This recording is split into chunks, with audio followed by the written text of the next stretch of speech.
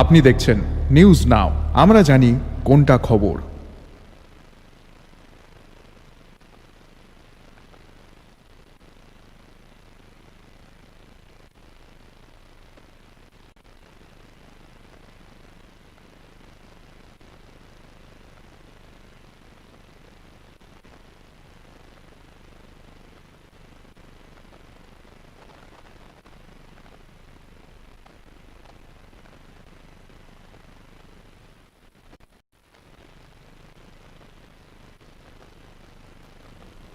বৃহস্পতিবার পঞ্চায়েত রাজ দপ্তর এবং সেবির যৌথ উদ্যোগে শুরু হয় দুদিনের প্রশিক্ষণ কর্মশালা।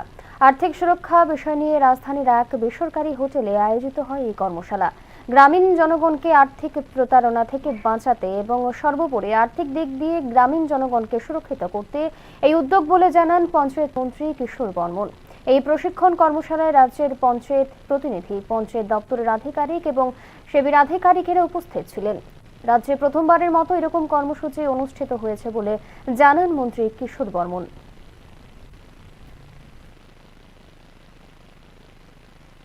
আজকে জনপ্রতিনিধি এবং পঞ্চায়েতের যারা আমাদের সরকারি আধিকারিকরা আছেন তাদের একটা দুদিনের প্রশিক্ষণ শিবির।